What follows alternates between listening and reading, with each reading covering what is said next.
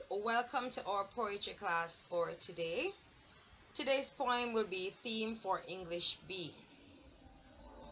Have you ever been given an assignment by your teacher and you're wondering, what am I supposed to write? How am I supposed to write it? Is it going to make sense when my teacher reads it? Well, for the persona in Theme for English B, he has that same experience. However, his experience is a bit more tragic, if we want to use that word, than what you would consider to be a tragedy when you get a writing assignment. Our persona in this poem, Theme for English B, was given an assignment by his lecturer at college, and he's wondering if when he writes it, his lecturer will believe all these things about him. Let's get into the poem. Theme for English B. The instructor said, "Go home and write a page tonight, and let that page come out of you. Then it will be true."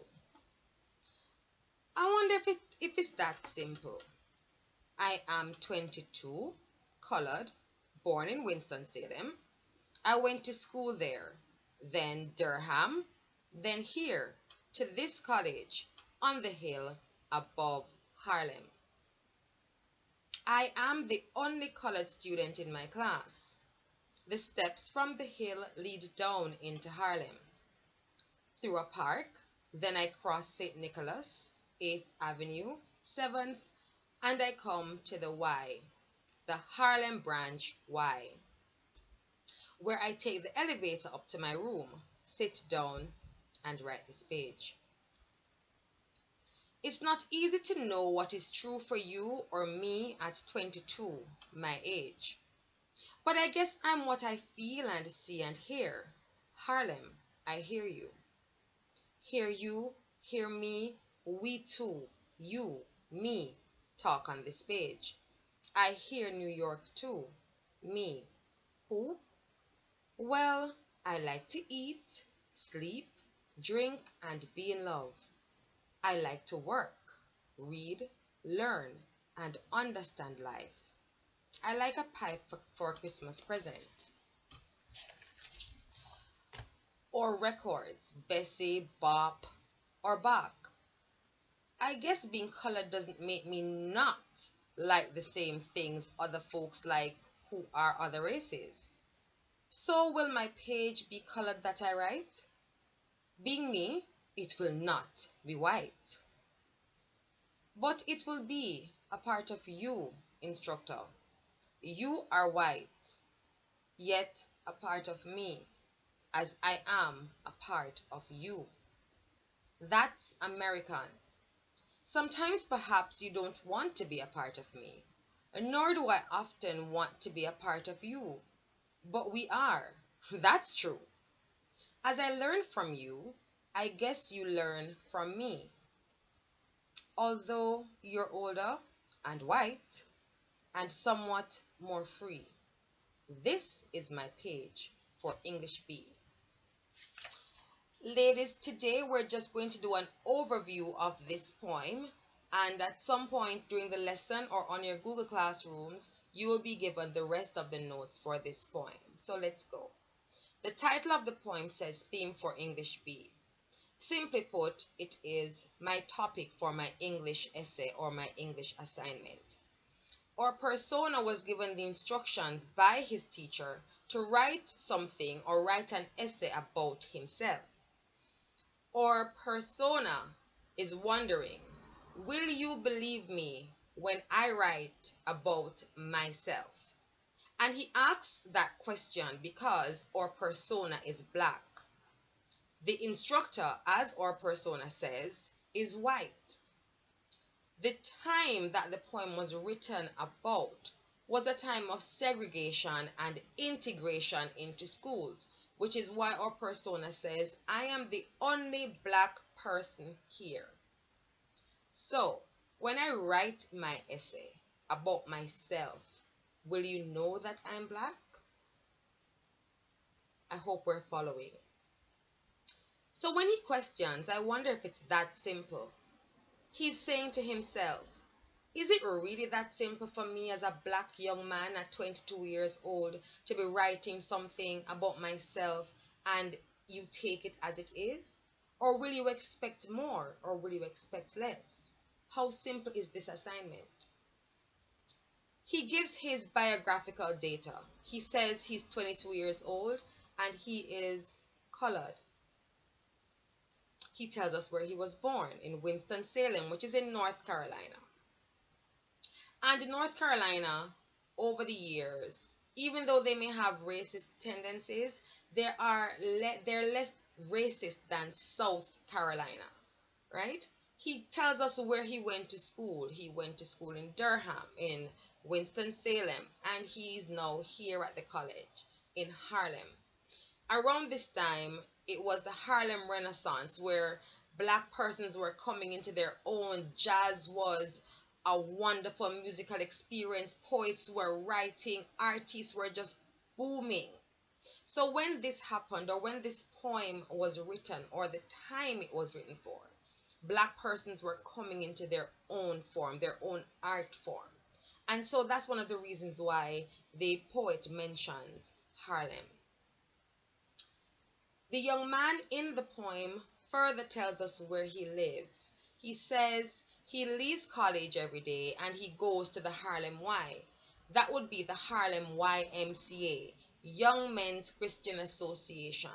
That would be where those persons who are less fortunate would stay. Then he gets into the meat of the matter. He says,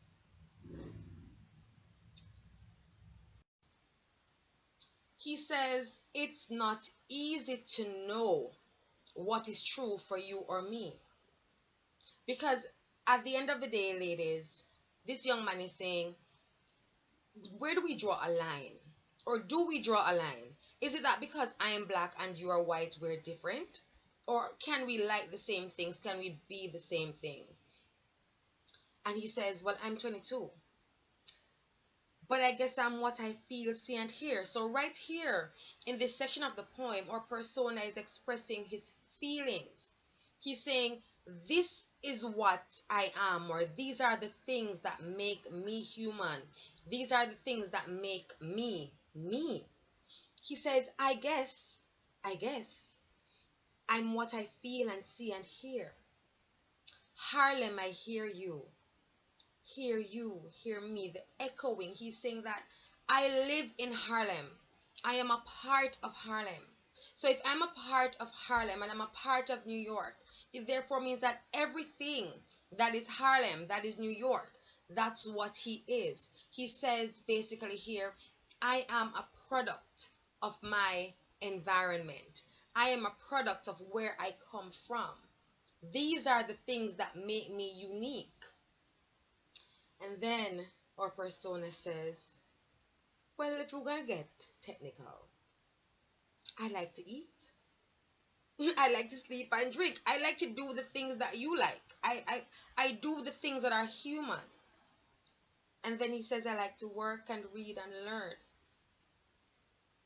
And he loves to understand life. So while he's writing this particular essay, he's also questioning his existence. He's also questioning what life is. And so he says he likes to understand life. I like a pipe for Christmas present. He's saying, so you may not expect a black young man to like a pipe because it's stereotypical. White older men are the ones who will smoke a pipe. And he says, I like records. Bessie Smith was a jazz and blues artist. He says he likes bop. That was a dance style during the Harlem Renaissance. But I also like Bach, a classical musician. So he's saying I'm not just a stereotypical black man. Yes, I like the things that typical black persons will like. I dancing to the jazz music and listening to the jazz singers. But I also like classical music. And he says, I guess being colored doesn't make me not like you. He says, being a colored young man doesn't make me any different from you because we possibly like the same things. So will my page be colored that I write? Will what I write on my page, on my paper, in my book, on the thing that I will hand you the assignment on or in, will it make you know that I am colored?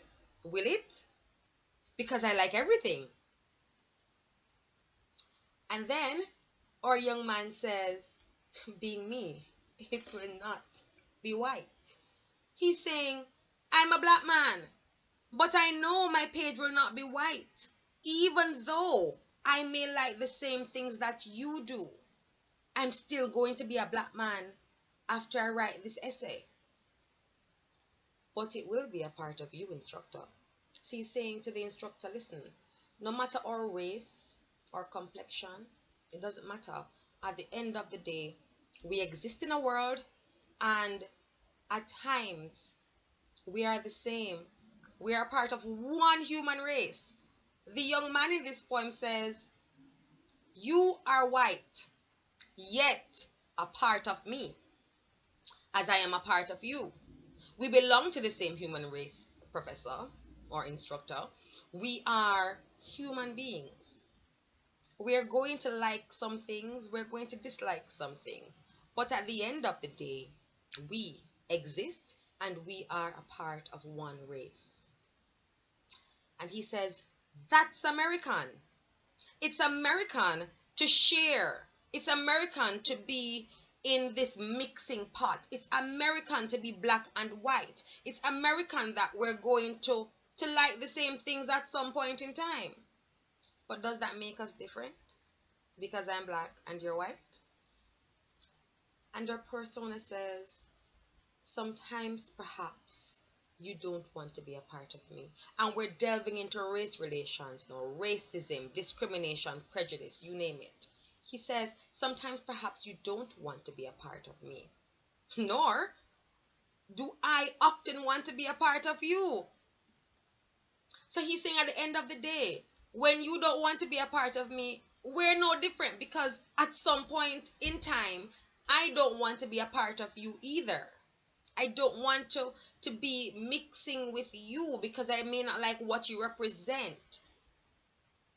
And he says, but we are. That's true. We are a part of each other. It doesn't matter. We are still a part of each other. As I learned from you, Professor, I guess you learned from me.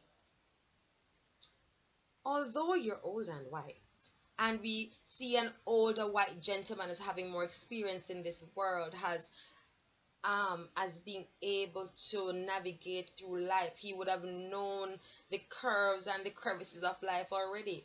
But our young man is making a distinction when he says, you're older and white. He never leaves out the part about the professor being white, in order to tell the readers that, listen, he will view my essay from a white man's perspective. But we are a part of each other. And then he says, and you're somewhat more free because you're not facing stereotypes. You're not being racially profiled. You're not being beaten because of your race. You're not facing segregation because you are white. You are somewhat more free, even though we're a part of each other. You have more freedom as a man in America and being white than I as a man in America and being black. And he ends and he says, this is my page for English B. Take it or leave it, sir. This is what I have written. You gave me a set of instructions and I followed them. But will you believe what I have written? And so, ladies, we have to look at the fact that our persona highlights the differences in his race and his white instructor's race. He's saying to the professor and to us as readers, even though we're men living in the same society, it's not the same for all of us. It's not the same. You have more privileges than I do. When I write my essay, sir, is it that you believe all of these things about me? If you are able to relate to some of these things, will you disbelieve that I am black? We look at themes of race, black versus white. We look at themes of discrimination. We look at the theme of manhood and how men are represented within the American space in this poem. The tone is very contemplative. This young man is thinking. He's thinking. Will you believe me? We look at the emotions, the raw emotions in this poem. And some of you, if you have been following the news of late coming out of America, you would have realized that the race relations are very tense now in America. The emotions are raw. People are angry. Police officers are killing black men. They're calling it the new lynching of black men.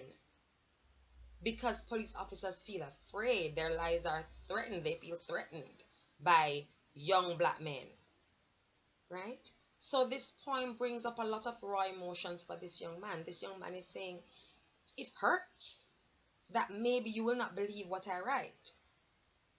That maybe you will not believe that this is coming from a black person. But professor, at the end of the day, this is all I have to give you. Ladies, your teachers will give you your notes on this poem. I'm going to ask you to read up on the Harlem Renaissance and the changing face of the black seed in America during the Harlem Renaissance. I want you to go and revisit Jim Crow laws. I want you to go and revisit lynching. What is lynching? How black men were treated in America during the Harlem Renaissance, during race relations, during segregation. And when you do that, you'll have a full picture of what this young man was talking about. Do enjoy the rest of your day.